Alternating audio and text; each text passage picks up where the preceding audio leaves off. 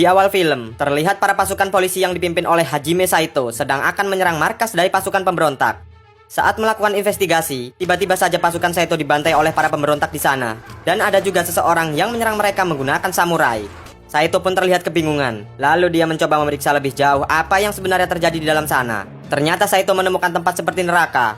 Tampak beberapa pasukan Saito sedang digantung dan dijatuhkan ke api yang membara. Dia juga bertemu dengan seorang pria yang dipenuhi perban di sekujur tubuhnya. Pria ini bernama Shishio Makoto. Dialah yang menjadi dalang dari pembantian pasukan Saito. Di sana Shishio mengajak Saito bergabung dengannya untuk mengambil alih ke pemerintahan di era baru saat ini. Tetapi Saito menolaknya karena ia tidak memihak kepada siapapun. Saito hanya ingin menegakkan keadilan dan kedamaian. Merasa gagal mengajak Saito bergabung, Shishio pun memerintahkan para pasukannya untuk menyerang Saito. Kemudian Shishio pun pergi dari sana. Berpindah ke dojo. Kini dojo Kaoru sudah memiliki banyak murid dan yang menjadi ketua strukturnya adalah dirinya. Namun di sana terlihat para murid sangat ingin diajarkan teknik berpedang oleh Kenshin. Kenshin pun menolaknya. Dia beralasan karena dirinya hanyalah sebagai tamu di sana. Tak lama kemudian, datanglah Megumi yang memberitahu jika ada orang yang sedang mencari Kenshin. Ternyata itu pihak kepolisian. Mereka meminta Kenshin untuk menemui Menteri Dalam Negeri. Lalu Kenshin dan Sanosuke pun ikut pergi menemuinya. Sesampainya di sana, ternyata Kenshin sudah mengenal menteri tersebut. Dia bernama Okubo. Di sana Okubo langsung memberitahu Kenshin bahwa seseorang sedang merencanakan sesuatu di Kyoto. Orang itu adalah Shishio. Dia adalah seorang batose yang sama seperti Kenshin saat memenangkan kepemerintahan di Perang Bakumatsu atau Toba Fushimi saat itu. Dia memiliki kemampuan yang luar biasa sama seperti Kenshin. Akan tetapi, saat itu beberapa orang dari kepemerintahan malah mengkhianati Shishio. Mereka mencoba membunuhnya demi kepentingan pribadi. Lalu Shishio dan beberapa samurai lainnya dibakar di sana. Mereka mengira Shishio telah mati. Tetapi tiba-tiba saja salju turun dan memadamkan api tersebut. Secara ajaib, Shishio ternyata masih bertahan hidup dengan kondisi di sekujur tubuhnya menderita luka bakar. Sejak saat itulah Shishio mulai menanam dendam dengan akan menggulingkan kepemerintahan di Kyoto.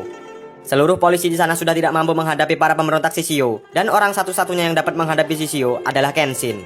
Di situ Okubo memberi Kenshin waktu 1 minggu untuk memikirkan apakah dirinya akan menerima tawaran tersebut atau tidak.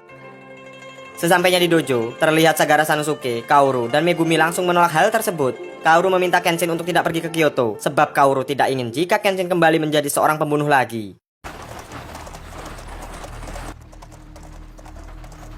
Di lain waktu, saat Okubo sedang di perjalanan, nampak seseorang sedang mengintainya. Dia bernama Sojiro Seta. Dia adalah tangan kanan dari Shishio. Sojiro diperintahkan oleh Shishio untuk membunuh Okubo.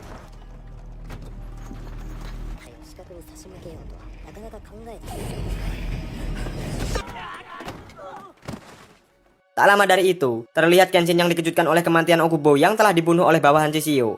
Saat di markas kepolisian, pengawal Okubo pun meminta kembali kepada Kenshin untuk membantu mereka mengatasi masalah yang diperbuat oleh Shishio. Dia pun mengajak Kenshin untuk melihat keadaan yang sangat tragis, di mana beberapa anggota kepolisian dibantai oleh anggota Shishio pada saat malam hari. Saito yang berada di sana, ia juga meminta kepada Kenshin untuk segera pergi ke Kyoto. Kemudian Kenshin pun kembali ke dojo dan bertemu dengan Kaoru. Di sana Kenshin berpamitan kepada Kaoru untuk pergi ke Kyoto. Di situ Kenshin berterima kasih kepada Kaoru karena telah menerimanya tinggal di dojo, meskipun ia dulunya merupakan seorang pembunuh.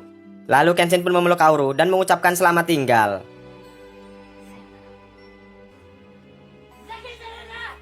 Di lain waktu, tampak Sanosuke begitu marah karena dirinya tidak diajak Kenshin untuk pergi ke Kyoto. Sanosuke yang kesal, ia pun pergi keluar untuk meluapkan amarahnya. Di sana dia bertemu dengan seorang pria. Pria ini bernama Aushi.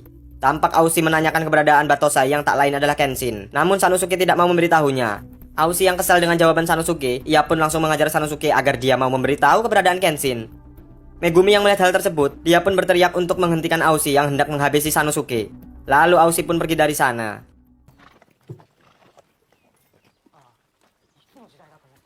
Kembali ke Kenshin, saat di tepi sungai, terlihat ia sedang mengambil air minum. Tiba-tiba saja datang seseorang yang mencuri pedang miliknya. Ternyata yang mencuri pedangnya adalah seorang wanita. Dia bernama Misao. Di situ Kenshin berhasil mengambil pedangnya kembali, namun Misao malah hendak melawan Kenshin.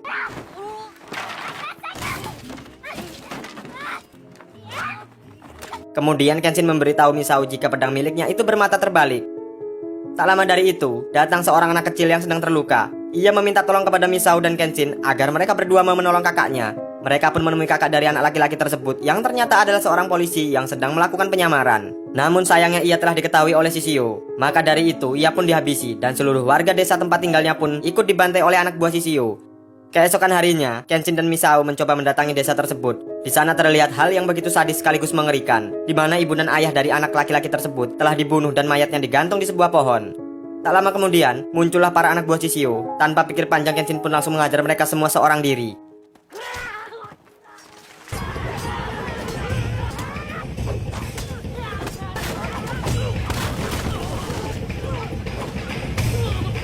Di sana anak buah Shishio tidak dibunuh oleh Kenshin, melainkan dibuat cacat agar mereka jera dengan semua perbuatannya itu.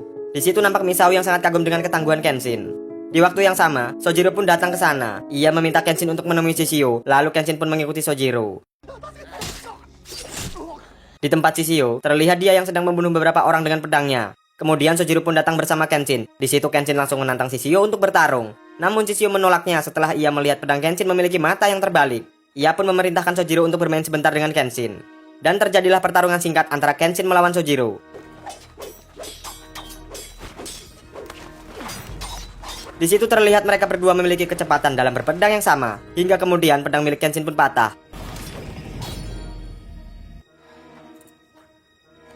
Di sana Sojiro berbicara kepada Kenshin jika dia harus sudah memiliki pedang yang baru ketika mereka bertemu kembali. Setelah itu, Kenshin pun kembali untuk menemui Misao. Namun tak disangka, semua penduduk yang merupakan korban dari pembantaian pasukan Shishio, mereka menghajar orang-orang yang sudah tidak berdaya yang dikalahkan oleh Kenshin sebelumnya.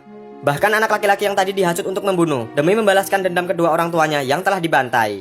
Melihat hal itu, Kenshin pun langsung mencoba untuk menghentikan anak itu agar dia tidak menjadi seorang pembunuh.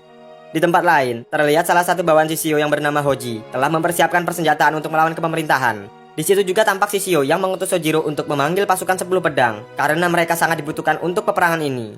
Berpindah ke dojo, di sana terlihat Kaoru yang sedang berlatih. Kemudian tampak juga Sanosuke yang berencana untuk menyusul Kenshin di Kyoto. Megumi pun terlihat memberikan obat-obatan agar bisa digunakan oleh Sanosuke dan juga Kenshin di sana. Namun Sanosuke malah memberikan obat tersebut kepada Kaoru dan memberitahu bahwa yang harus menyembuhkan luka-luka Kenshin adalah dirinya. Di lain waktu, terlihat Kenshin yang sedang berjalan di keramaian kota. Di situ dia pun kembali bertemu dengan Misao. Di sana tampak Misao yang mengajak Kenshin untuk ikut ke penginapan milik kerabatnya karena dia tahu jika Kenshin tidak memiliki tempat tinggal di sana. Sesampainya di penginapan, Kenshin diperkenalkan dengan pemilik penginapan. Dia bernama Okina. Ternyata Okina adalah mantan seorang ninja pengintai atau Oniwa Bansu di bawah kepemerintahan kesogunan saat itu. Ia diperintahkan menyamar menjadi pemilik penginapan untuk mengumpulkan informasi yang menentang dengan kepemerintahan. Di situ juga Okina memberitahu kepada Kenshin tentang seorang pria bernama Aushi atau pria yang di adegan sebelumnya menghajar Sanosuke, di mana Aushi ini adalah mantan ketua Oniwa Bansu. Dahulu pada saat Shogun sudah digulingkan, semua anak buah Aushi telah dieksekusi mati. Karena hal tersebut, Aushi menaruh dendam terhadap Batosai.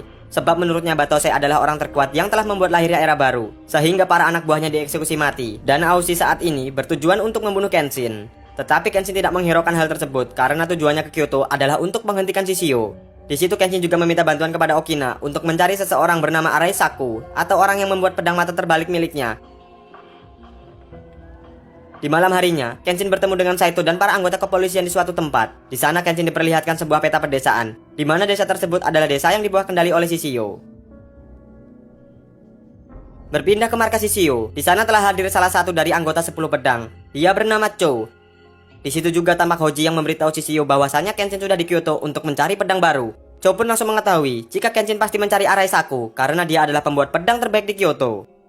Kembali ke Kenshin yang telah mendapatkan informasi tentang Araisaku yang ternyata sudah meninggal. Kenshin pun memutuskan untuk tetap datang ke kediaman Araisaku. Di sana Kenshin bertemu dengan anak Araisaku. Dia bernama Seiko. Di situ Kenshin meminta Seiko agar membuatkan pedang untuknya. Namun sayangnya, Seiko sudah tidak membuat pedang lagi. Dikarenakan ia berpikir jika pedang buatannya hanya akan digunakan untuk membunuh orang lain.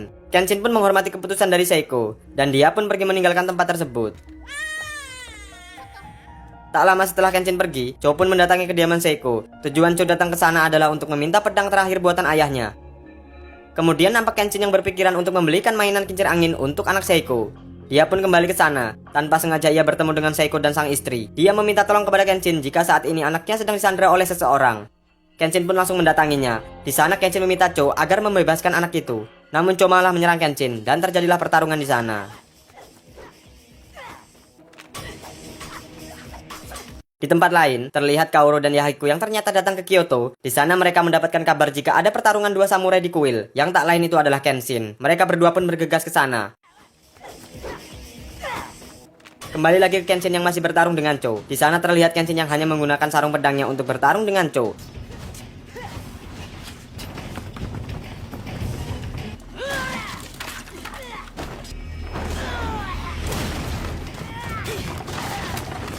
Kemudian nampak Seiko yang hendak membantu Kenshin. Dia pun berlari ke gudang untuk mengambil pedang terakhir milik ayahnya. Kemudian Seiko pun memberikan pedang tersebut kepada Kenshin.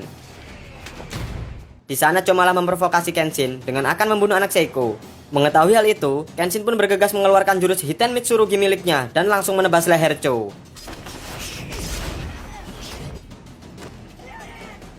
Kaoru yang sudah berada di sana, dia pun sedih karena Kenshin kembali menjadi seorang pembunuh. Tetapi tak disangka, ternyata Cho hanyalah pingsan. Sebab ia tidak menyadari jika pedang itu adalah pedang mata terbalik seperti punyanya dahulu. Kemudian datanglah para polisi setempat dan menangkap Cho. Di lain waktu, Kenshin kembali mendatangi kediaman Seiko. Dia bertujuan untuk mengembalikan pedangnya. Di sana Seiko pun memberitahu Kenshin jika pedang yang dulu ayahnya berikan kepadanya hanyalah pedang mata terbalik tiruan, dan yang sebenarnya adalah yang saat ini ia pegang. Lalu Seiko pun memberikan pedang tersebut untuk Kenshin. Berpindah ke markas Shishio. Di sana ternyata pasukan 10 pedang sudah berkumpul. Nampak di sana Shishio sudah siap untuk berperang dan berencana untuk membuat Kyoto seperti neraka. Di sisi lain, terlihat Cho yang sedang diinterogasi oleh Saito dan para anggota kepolisian tentang apa yang sedang direncanakan Shishio. Di sana juga nampak Kenshin yang diberitahu oleh Saito jika Shishio akan membakar Kyoto pada malam hari. Itu semua mereka ketahui dari Cho yang telah mereka interogasi. Setelah mengetahui informasi tersebut, semua pasukan pun mulai bersiap-siap untuk berperang. Dari mulai pasukan kepolisian, para ninja pengintai, dan juga Kenshin. Kepolisian juga memerintahkan kepada para penduduk untuk tidak keluar rumah karena kondisi Kyoto sedang dalam keadaan darurat. Kembali ke penginapan. Di sana Kaoru dan Yahiko meminta izin kepada Kenshin agar mereka berdua bisa ikut berperang bersamanya. Kenshin pun mengizinkannya, tetapi mereka harus tetap waspada karena ini perang yang akan banyak memakan korban. Lalu mereka berdua pun diajak bergabung dengan pasukan Oniwa Bansu. Di malam harinya, terlihat para anggota kepolisian sudah bersiap di Kyoto. Kemudian di sana terlihat ada kembang api di langit yang sangat indah. Ternyata itu adalah sebuah tanda jika peperangan akan dimulai. Tak lama kemudian, pasukan Shishio pun datang dengan membawa bola api raksasa untuk membakar Kyoto. Tanpa menunggu lama, pihak kepolisian pun langsung bergerak dan menembaki mereka semua.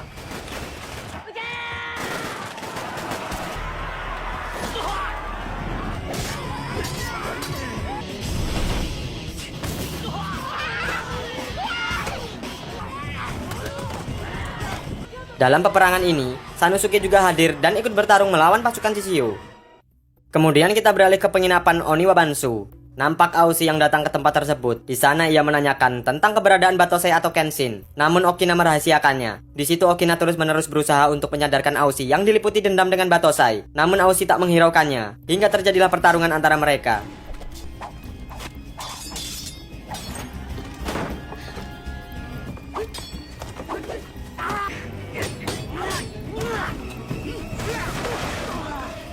Di sisi lain, Kenshin sendiri melihat keberadaan Shishio di peperangan itu. Dia pun mengejarnya, akan tetapi itu semua hanyalah jebakan untuk mengecoh Kenshin. Di sana terlihat ada banyak Shishio palsu. Kenshin pun harus kembali bertarung dengan mereka.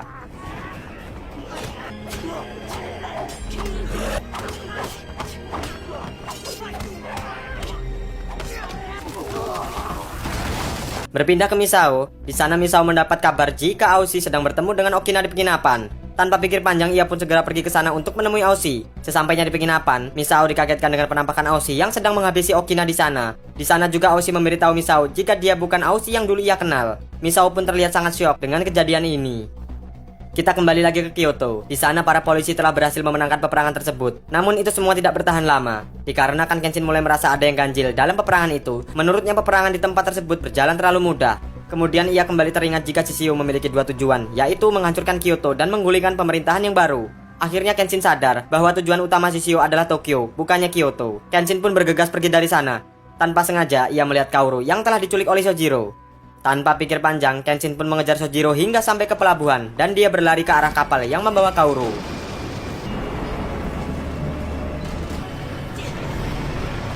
Di sana Kenshin yang sangat marah, dia pun bertemu dengan Shishio di kapal tersebut dan bertarung dengan pasukan 10 pedang.